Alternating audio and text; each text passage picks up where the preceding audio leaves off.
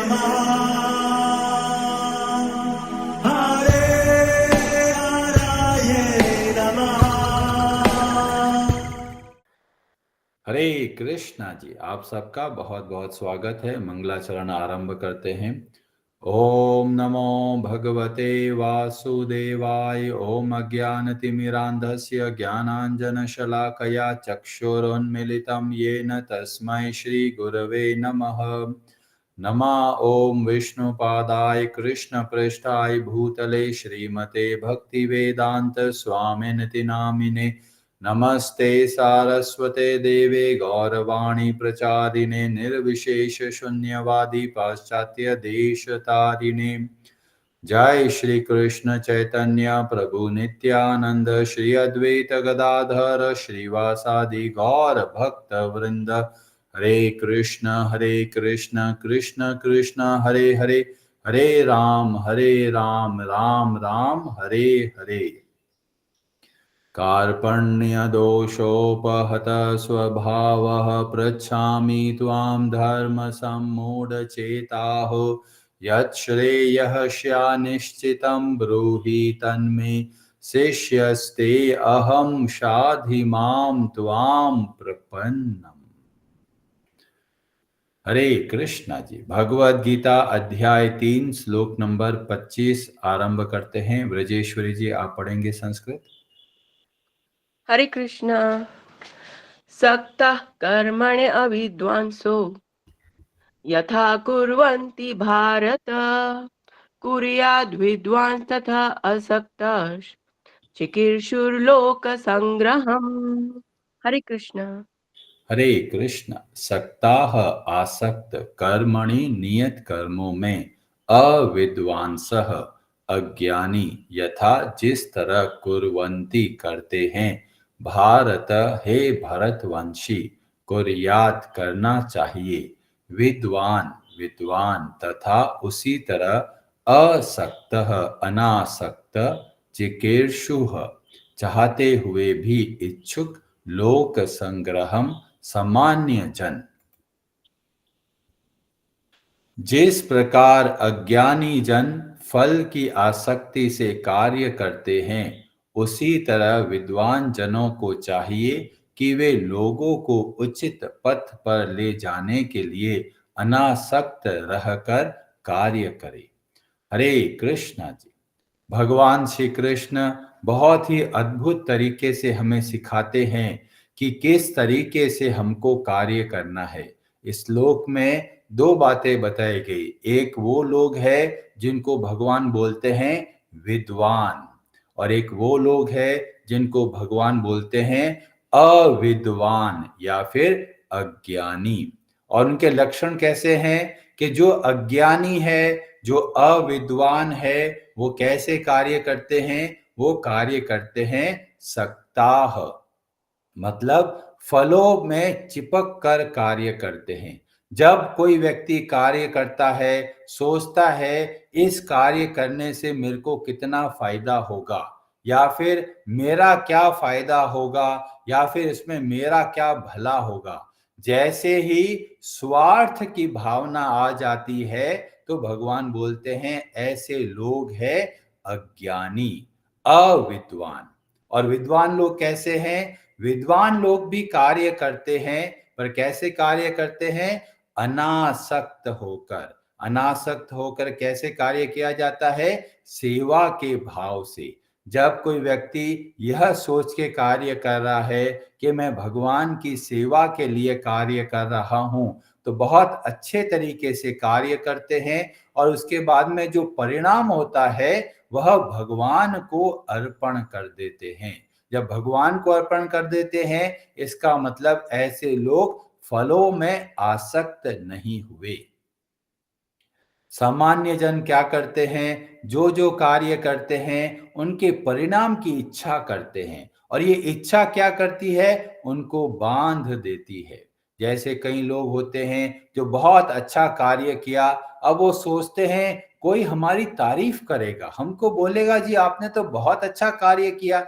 तो ये जो इच्छा है कि लोग हमारी तारीफ करें, तो इसका मतलब है हम परिणाम के अंदर, हम रिजल्ट के अंदर फंस गए। इसको बोला गया आसक्ति। और भगवान बताते हैं कि कार्य कैसे करना है, अनासक्त होकर बहुत अच्छे तरीके से कार्य करना है और भगवान को अर्पण करने के उद्देश्य से करना है।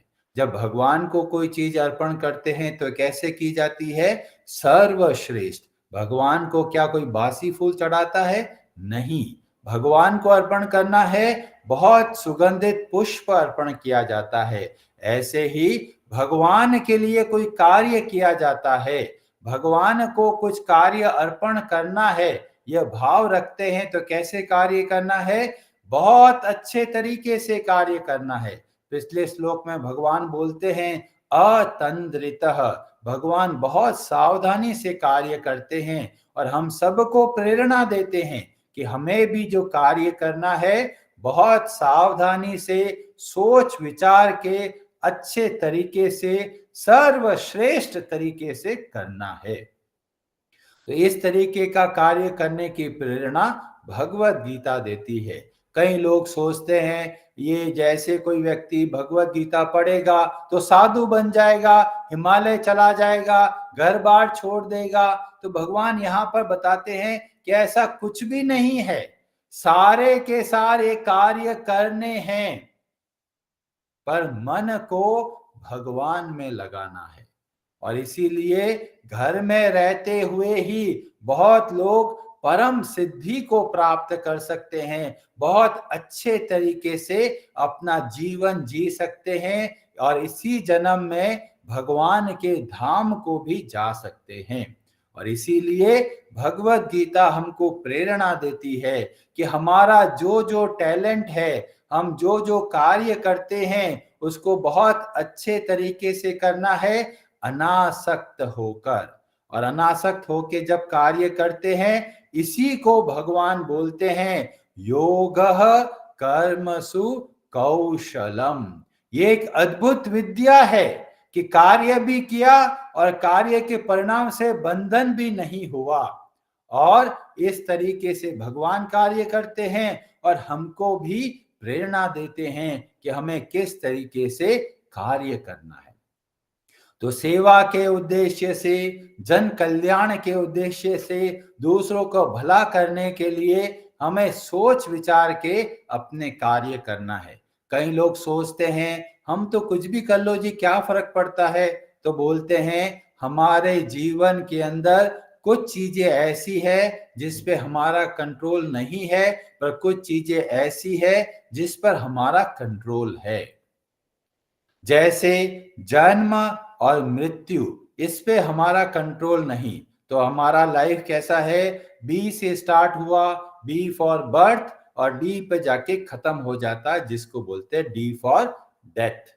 तो ये बी से लेकर डी तक जो हमारा रास्ता है उसके बीच में आता है सी। और ये सी बहुत महत्वपूर्ण है और सी का मतलब है चॉइस।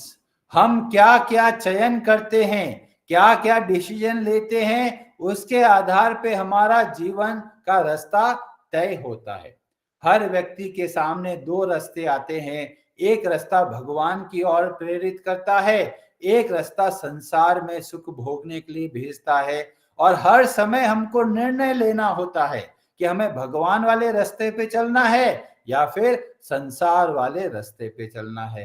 हर रोज सुबह यही द्वंद्व आता है, थोड़ी देर और सो जाता हूं, बाहर बहुत ठंड है, बाहर बहुत अंधेरा है, रजाई के अंदर बहुत आराम है, और एक तरफ भगवत गीता की क्लास शुरू होने वाली है।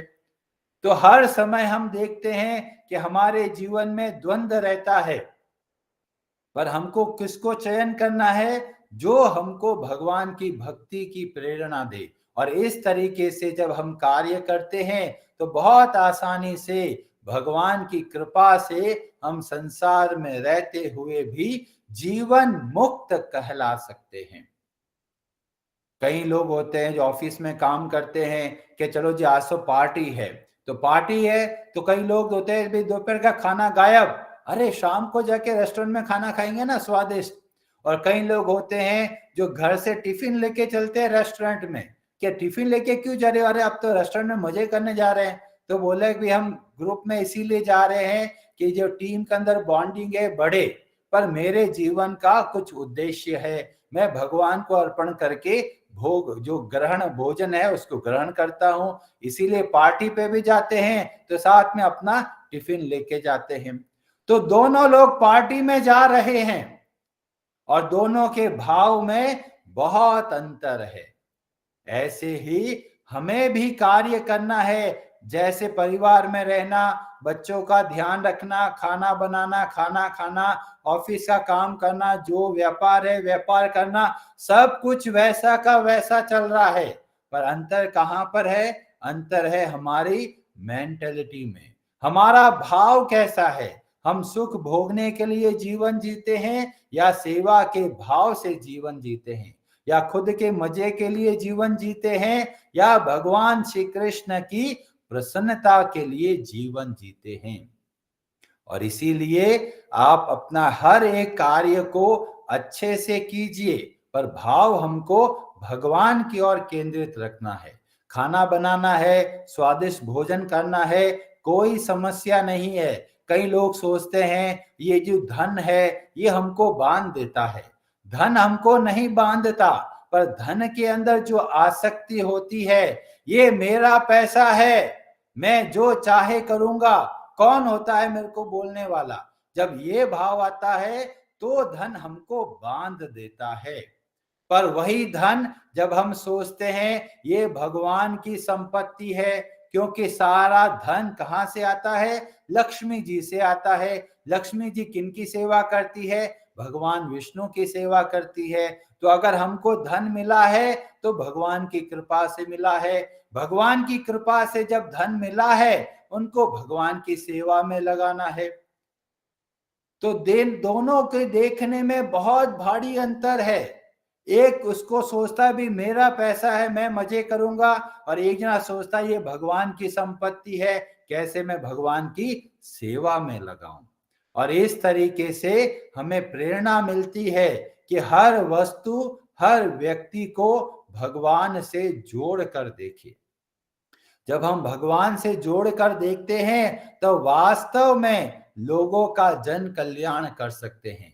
भगवान को भूलकर न हम अपना कल्याण कर सकते हैं और न ही दूसरों का कल्याण कर सकते हैं। और इसीलिए हर एक व्यक्ति को प्रेरणा दी जाती है, आप अपना टैलेंट के हिसाब से कार्य कीजिए। इंजीनियर बनिए, सॉफ्टवेयर इंजीनियर बनिए, डॉक्टर बनिए, चाहे आप प्रोफेसर बनिए, प्रिंसिपल बनिए, अध्यापक बनिए, व्यापारी बनिए, जो जो कार्य है कीजिए, पर समाज के अंदर एक आदर्श स्थापित करने के उद्देश्य से हमको कार्य करना है। हम लोग देखते हैं इस्कॉन सोसाइटी के अंदर ऐसे ऐसे लोग हैं जो बड़ी बड़ी कंपनियों के सीईओ है, चीफ ऑफिसर है, और बहुत अच्छे अच्छे पद पर है, और अच्छे पद पर रहते हुए भी लोगों को प्रेरणा देते हैं कि किस तरीके से उनको जीवन को चलाना है। आईआईटी दिल्ली, आईआईटी कानपुर, ऐसे जो प्रीमियर इंस्टीट्यूट है, टॉप इंजीनियरिंग के इंस्टीट्यूट है, अगर वहां के प्रोफेसर अगर भगवत गीता का ज्ञान देने लगे तो पूरा समाज के अंदर कितना भारी बदलाव आ सकता है। और इसीलिए हम सबको चाहिए कि हम भी बहुत अच्छे तरीके से भगवत गीता को समझे और समझकर भगवत गीता के सिद्धांतों को अपने जीवन में उतारे और बाकी लोगों के सामने एक आदर्श स्थापित करे कि किस तरीके से एक हस्बैंड और वाइफ रहते हैं, किस तरीके से एक माता पिता अपने पुत्रों का ध्यान रखते हैं, पुत्रियों का ध्यान रखते हैं, बेटा बेटी किस तरीके से अपने माता पिता की सेवा करते हैं। इस तरीके से पूरा समाज का इतना बड़ा कल्याण हो सकता है अगर वे भगवत गीता को अच्छे से समझे। और अच्छे प्रोफेसर भी है, जैसे आईआईटी कानपुर के एक बहुत फेमस प्रोफेसर है, प्रोफेसर एल.डी. बेहरा, जो कि है लीला पुरुषोत्तम प्रभु जी, जो अभी आईआईटी मंडी के डायरेक्टर है, और बाकी लोगों को बहुत प्रेरणा देते हैं, भगवत गीता का बहुत अच्छे तरीके से प्रचार करते हैं। तो वो कोई सन्यासी नहीं बने, अपना दायित्व को अच्छे से करते हुए बाकी लोगों को प्रेरणा देते हैं और उनके चरित्र से न जाने कितने आईआईटीएन जो स्टूडेंट है उनको सही मार्ग मिलता है, नहीं तो लोग हॉस्टल की लाइफ में भटक जाते हैं। तो इसीलिए हमारे सब के ऊपर बहुत बड़ी जिम्मेदारी है, भगवत गीता को अच्छे से समझना है और समझ कर बाकी लोगों के सामने आदर्श स्थापित करना है अपने खुद के चरित्र के द्वारा। कई लोग सोचते हैं अरे जो बाबा जी बन गए हैं वो तो बहुत सिद्धि प्राप्त कर लेंगे और हम तो गृहस्थ में फंसे हुए हैं, परिवार में फंसे हुए हैं, हमारा कैसे उद्धार होगा। तो भगवान इस श्लोक के माध्यम से बताते हैं कि हर कार्य जब भगवान की सेवा समझ के करते हैं तो परिवार में रहते रहते ही हम परम सिद्धि को प्राप्त कर सकते हैं। और महाभारत में ऐसी एक कथा देखने को भी मिलती है। महाभारत के शांति पर्व के अंतर्गत मोक्ष धर्म पर्व के अध्याय 261 261 में कथा आती है एक ऋषि के बारे में जिसका नाम होता है जाजली ऋषि। और इतने तपस्वी होते हैं कि भयंकर ठंड है तो ठंड के अंदर बिना कपड़ों के घूमते हैं, और इतनी गर्मी है तो ऐसी धूप में जाके खड़े हो जाते हैं, और बरसात होती तो पानी के अंदर ही रहते हैं। और बहुत कठोर तप करने से उनको बहुत सारी सिद्धियां मिल गई और सिद्धियों की वजह से वो कहीं पर भी आ जा सकते हैं। एक बार वो जाते हैं और थोड़ी देर के लिए खड़े रहते हैं और उनके अंदर इतनी शक्ति होती है कि वो खड़े रह सकते हैं बिना हिले डुले। इतने में ही पक्षी वहां पर आते हैं, देखते आ रहे तो बहुत बढ़िया एक घोंसला बनने की जगह है, तो वहां पर घोंसला बना देते हैं। अभी घोंसला बना दिया तो जाजली ऋषि सोचते हैं बेचारे चिड़ियों ने घोंसला बना दिया है तो हिलते नहीं है, वो वैसे के वैसे खड़े रहते हैं। और चिड़िया वहां पर घर बना देते हैं, अंडे भी दे दिए, बच्चे भी हो गए, बच्चे बड़े भी हो गए, और इस तरीके से बहुत सालों तक वो जांजली ऋषि ऐसे ही खड़े रहते हैं। तो उनको बहुत सिद्धियां प्राप्त हो जाती है और वो सोचते हैं देखो मेरे अंदर कितनी सिद्धि आ गई है।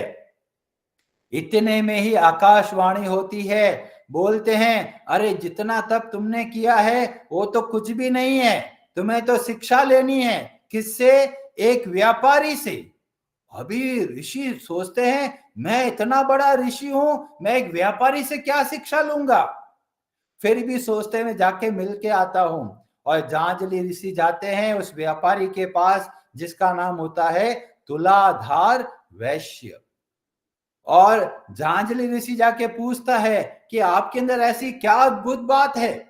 तो फिर तुलाधार बताता है मैं अपने सब दायित्वों को अनासक्त भाव से करता हूं और इसीलिए मुझे आत्मज्ञान प्राप्त हुआ। और बाद में चलकर ये जांजली ऋषि उनसे शिक्षा लेते हैं। तो हमें देखने को मिलता है, ये मत सोचिए कि घर में रह रहे हैं, परिवार के जंजाल में फंसे हुए हैं, नहीं। टेक्निक हमको आना चाहिए, और टेक्निक क्या है? अनासक्त भाव से हमें कार्य करना है। और अनासक्त का भाव कब आता है? जब हम भगवान की सेवा समझ के कार्य को करते हैं। हरे कृष्णा जी।